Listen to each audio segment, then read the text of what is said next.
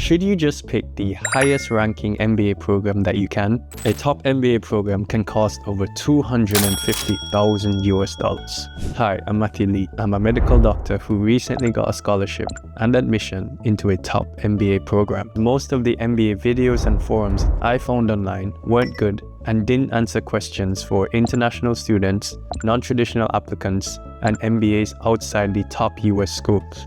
Hopefully, by the end of this video, you'll be able to navigate the confusing rankings of MBA programs, be able to factor in scholarships and funding into your MBA decisions, be able to properly think about the return on investment and post-MBA salary, and finally, be able to evaluate things like cultural fit and the long-term network for your MBA program. This video will help you cut through all the misinformation and actually help you make better decisions in choosing your MBA program. To make this even easier, I've broken down the video by chapters, with timestamps for each section in the description. Chapter 1. Should you just pick the highest ranking MBA program? So let's start with the question most people ask first. Should I just pick the highest ranking MBA program I can get into? And the simple answer is, in general, yes.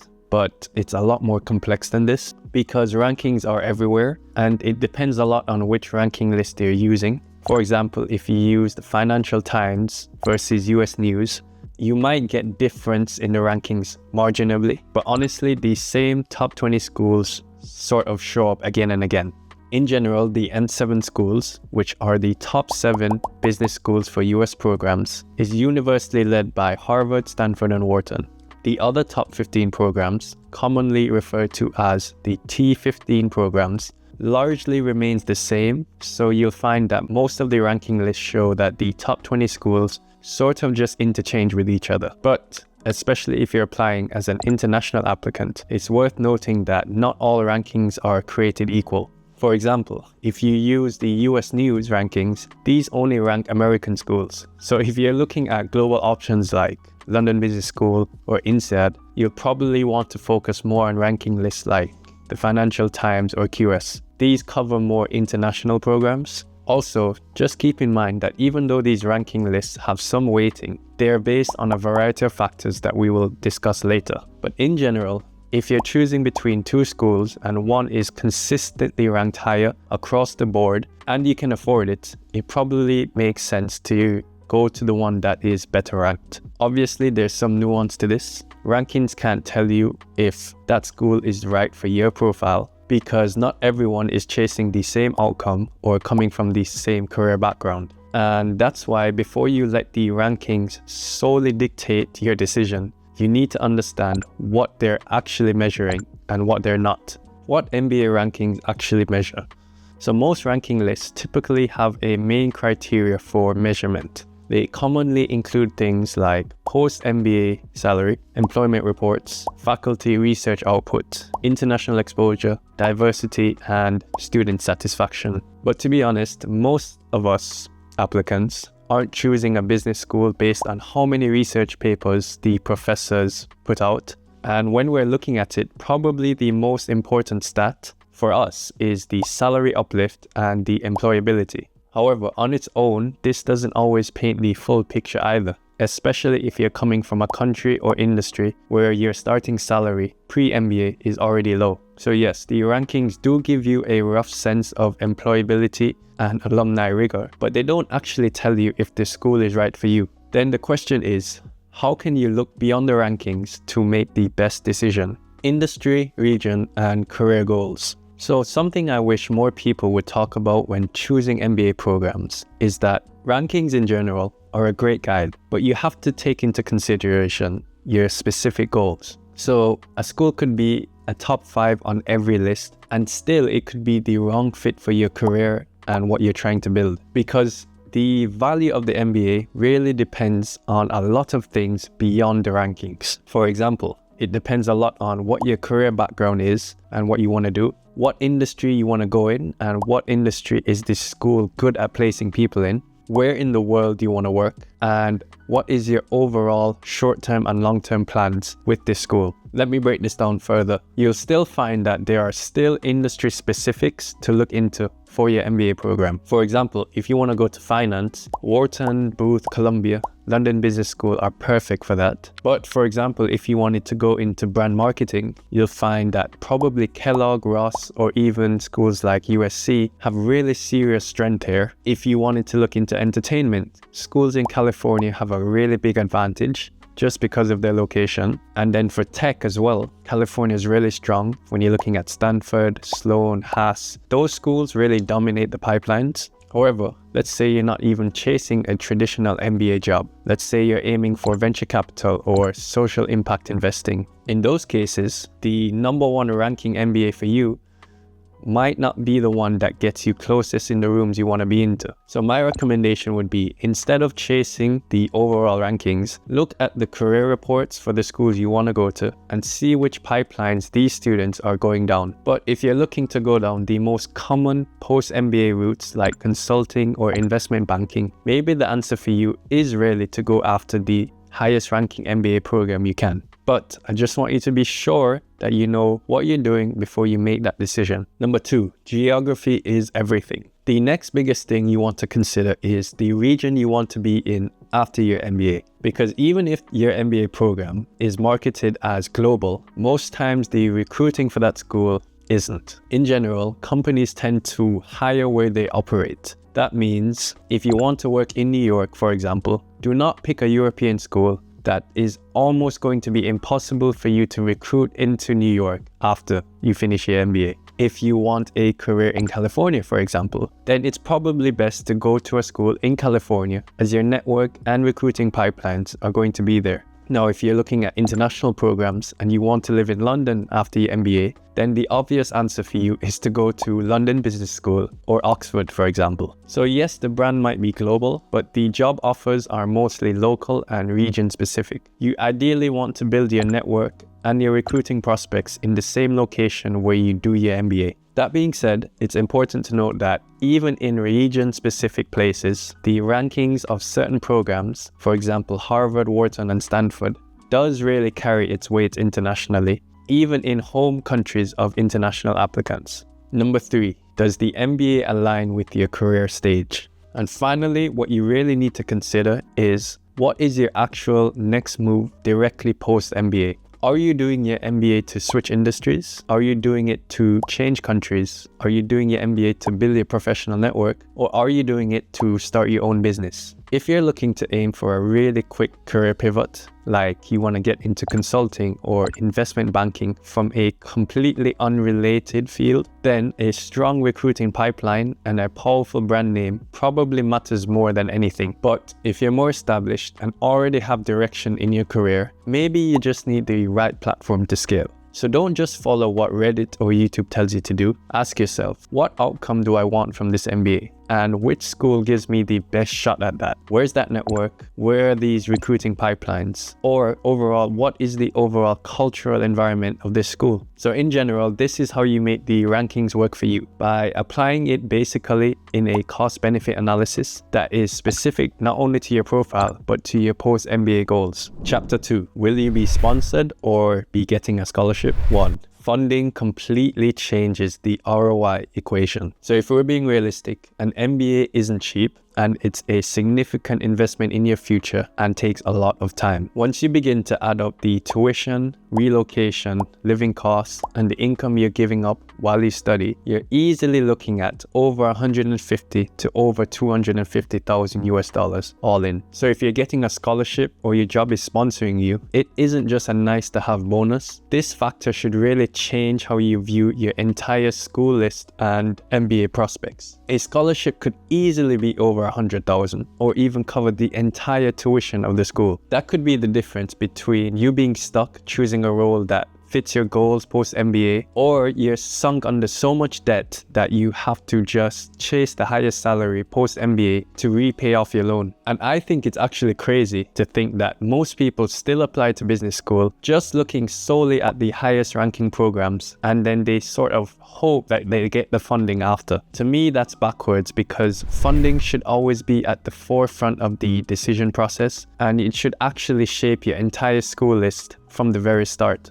This is especially important if you're self-funding, and especially if you're applying from a lower income region without access to easy loans. Because the MBA isn't a magic bullet that some people think it is. It doesn't 100% guarantee a high-paying job or even a job at all. The MBA is a tool, and you should factor this into your decision process. Number 2, prestige versus price. So let's say you have 2 offers. One from an N7 school, full sticker price, no scholarship, no sponsorship, and another from a top 15 or even a top 20 program, but they're giving you 50% or even a full ride. So what do? Most people's instinct is to go with the higher ranking program because this looks better on LinkedIn, this looks better to friends, families, and you might feel the prestige overall is better. I think the true reality is that just because you're paying double doesn't mean you're guaranteed double the outcome. This is especially true if you're coming from a lower income country or you're planning to relocate internationally after your MBA. For example, the tuition is priced in US dollars, but your return on investment isn't guaranteed. If you strike out in the recruiting process, you might be returning to your home country with really low post-MBA salaries. And especially if you're aiming for something like consulting or big tech, yes, the amazing prestige and branding of a top program helps, but there are loads of people who land MBB consulting or big tech jobs at Amazon, Google from top 15 schools every year. So even if you went to Wharton, Harvard and Stanford, eventually recruit into the same job, so you end up earning the same. And especially if you're self-funding, as an international applicant, that hits differently. Because when you're looking at 150k in loans, it doesn't matter how much prestige you have, your job options start to narrow really fast. You're going to start filtering every opportunity by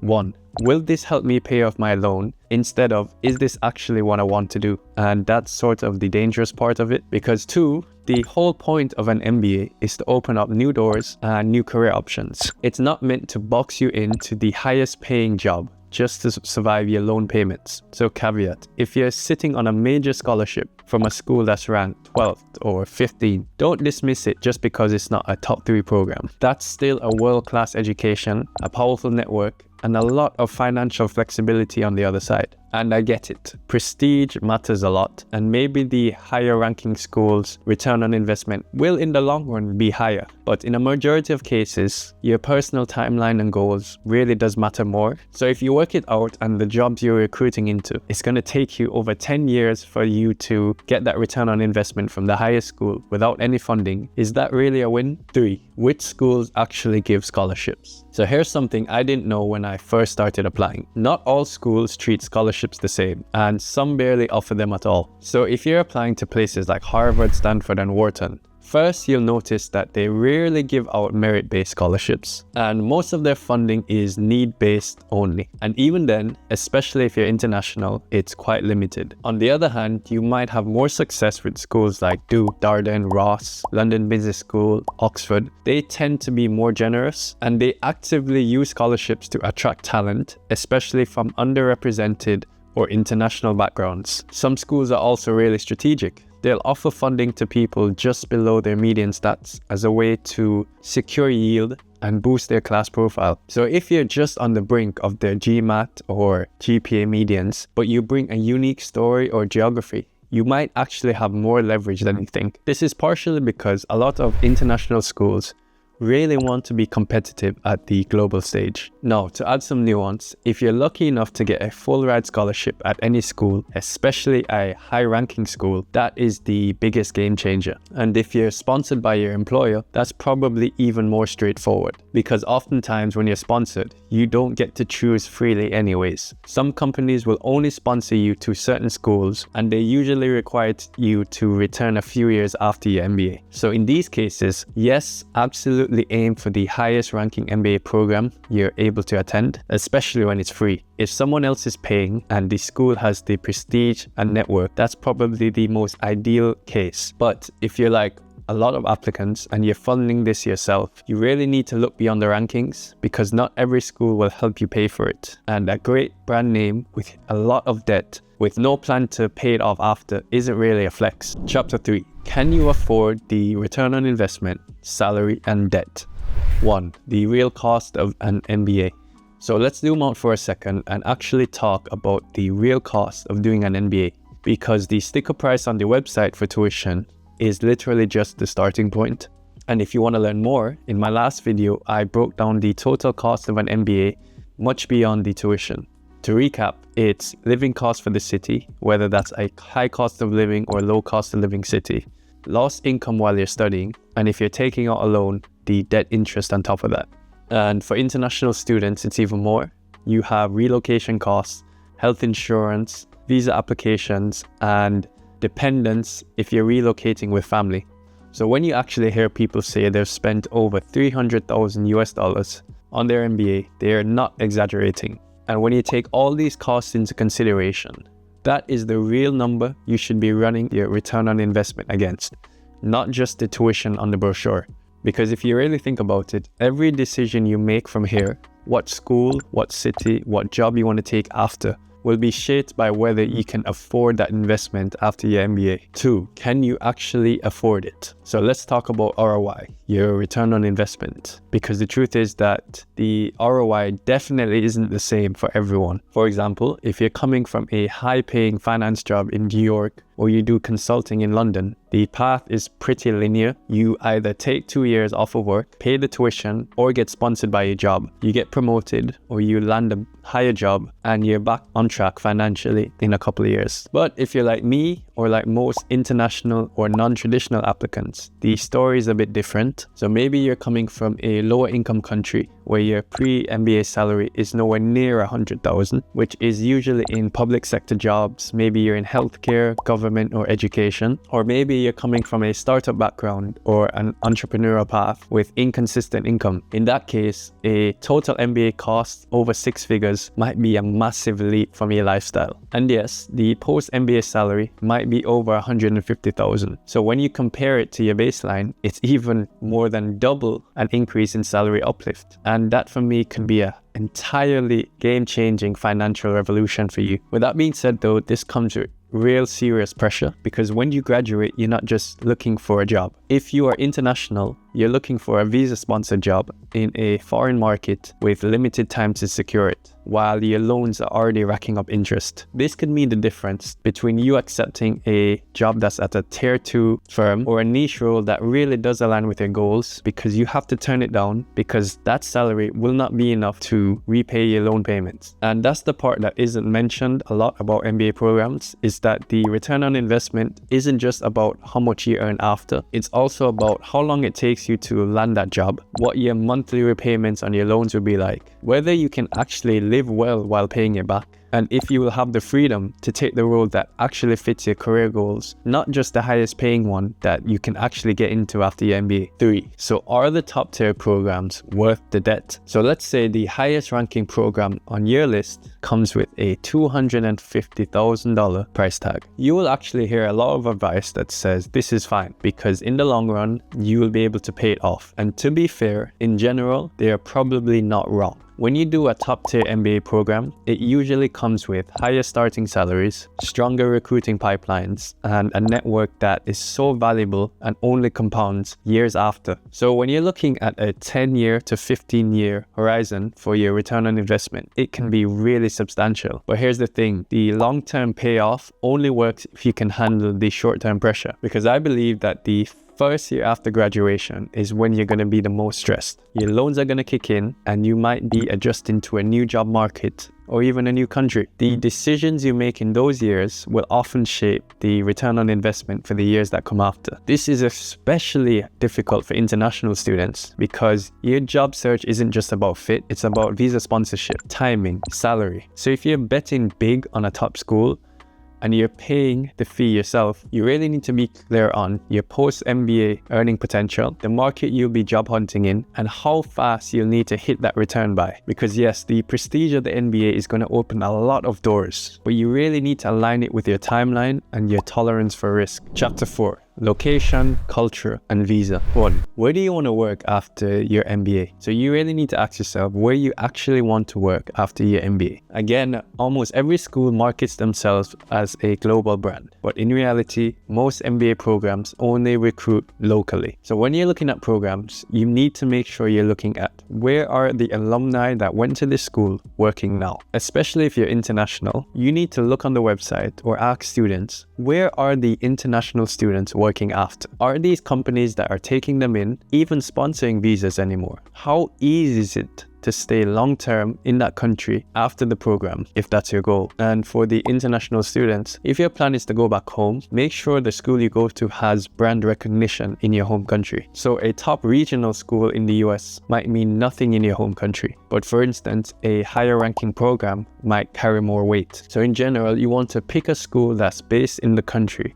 where you want to build a career, or at minimum, at least your first job post-MBA. 2. Will you actually fit in there? Culture and community. So we've talked about where you want to work, but now let's talk about who you want to spend your time with and what is the best kind of environment that will be best for you to actually grow. Because 2 schools might have the same ranking, the same recruiters, and the same alumni outcomes, but feel completely different on the inside. So here's what you should be thinking about. First, is it a big city or a small town? Are you the kind of person who thrives in a fast-paced city like London or New York? Or do you want the calm and focus of a calm town like Durham or Charlottesville? Location can affect more than just your lifestyle. It shapes your day-to-day routine, the people you meet, the events you attend, and even the access to networking or part-time internships. The second that you need to look at is the class size and cohort dynamics. So believe it or not, some MBA programs have over 1,000 students across multiple intakes in schools like Columbia. Other programs like to keep it really tight with 150 to even 300 people. So these smaller programs might feel a lot more intimate, and you'll build a lot stronger connections with your tight-knit group. You'll get to know everyone, so you guys are just going to be much closer. On the other hand, bigger schools have much larger alumni networks. They'll have more electives, and they'll usually have more employers on campus. Neither is really better. It's about what fits you best and what you can use to your advantage. So now let's look at diversity and global exposure. So if you're an international applicant, you should probably look at the percentage of international students being taken into the program of your interest. Some US schools hover around 30 to 40%, but if it really interests you and you want to go to a really international program, places like London Business School and INSEAD are closer to 90% international students. Why would this matter? Because being one of the few international students in a huge cohort might affect how included you feel and might overall really impact your MBA experience. Alumni network and vibe.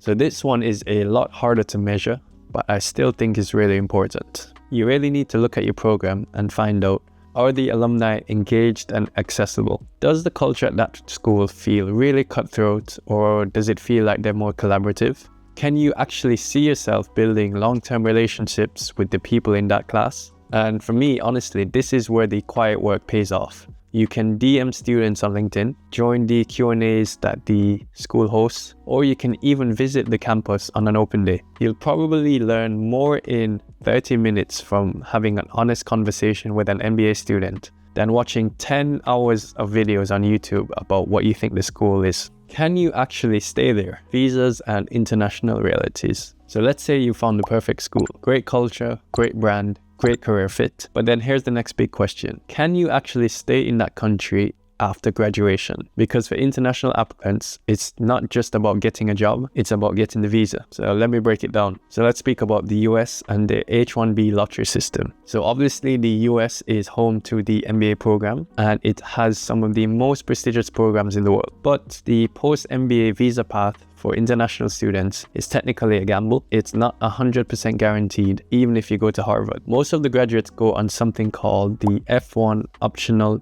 training, practical training for 1 to 3 years. But then the long-term stay after that is determined on a H-1B visa lottery system. And if you don't get it, you may have to leave the country, even if you have a job offer. That is a massive risk if you've just spent 6 figures on an American US MBA degree. 2. The United Kingdom graduate and sponsor landscape. So in the UK, they have a graduate visa route, which gives you around 2 years to work after graduation, and there is no need for an employer to sponsor you initially. They will only need to sponsor you after this period ends. So this is very similar to the US's OPT training system. It's a lot more flexible though, but it's very temporary. So eventually you'll need a sponsor to stay in the country long term. And it's important to note that not every employer is willing to or able to sponsor you. Some schools like London Business School or Oxford, you'll probably have a better chance because they have better established pipelines with firms that are sponsor friendly. So if you do other programs that are less highly ranked, they'll probably leave you on your own. Europe has its own set of rules. So countries like Germany, France, and the Netherlands, they usually offer 1 to 2 years as a post-study work visa. But usually the application process, language requirements, and sort of the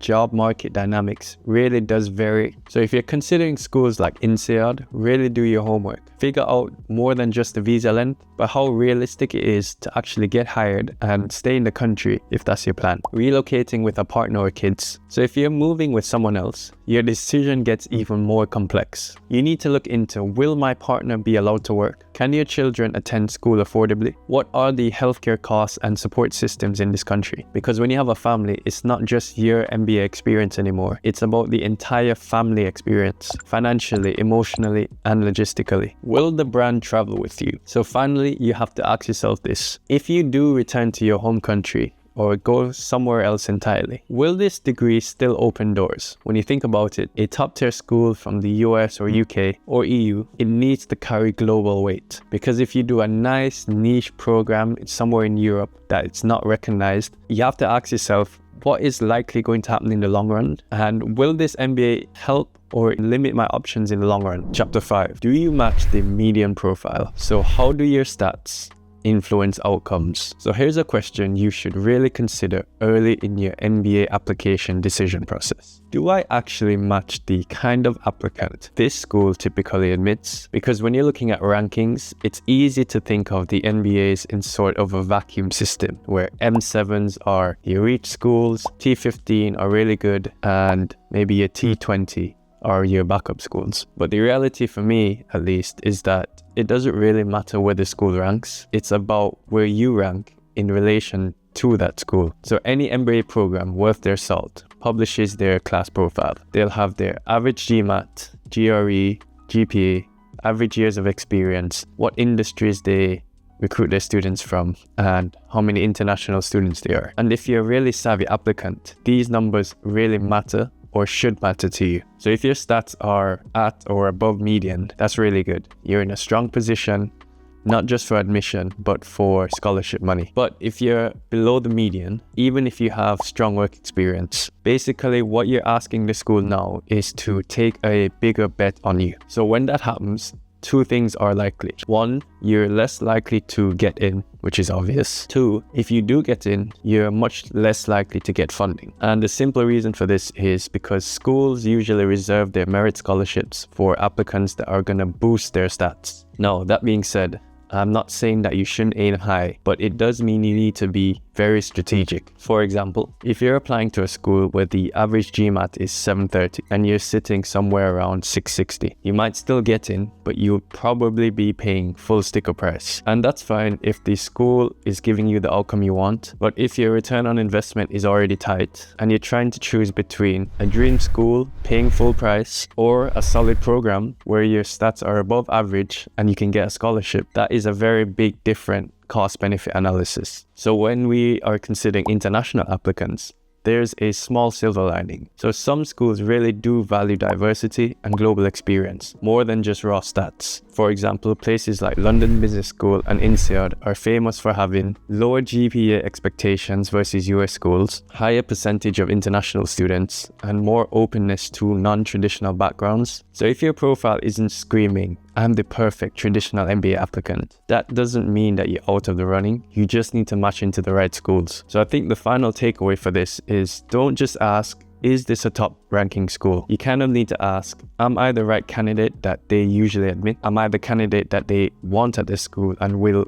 reward with funding? Because having prestige is one thing, but if you're aligned with their class profile, that allows you leverage, optionality, and in many cases, good funding. Chapter 6. What do you actually want from the MBA? So far in the video, we've talked about rankings, return on investment, geography, funding, and all the other things that shape your MBA decision. But, and this is a really important point, none of that stuff matters if you don't actually know what you're going to the MBA for. Because a lot of people do think that you apply to your MBA program, you get in, and you just kind of figure it out. I think when you apply to an MBA, you're applying for an outcome. And if you don't define for yourself what that outcome is, you're going to be looking on forums, Reddit, GMAT forums, and on LinkedIn, and they are going to define what that outcome should be for you. So you need to look within yourself and figure out, what do you want to do? Do you want to switch careers completely? Do you want to work abroad and build a global career? Or do you want to start your own business? Any of these goals are cool and they're valid, but they're very different paths. And not every MBA program and not every geography is equally set up for them. So my advice would be, before you build your school list, you need to get really honest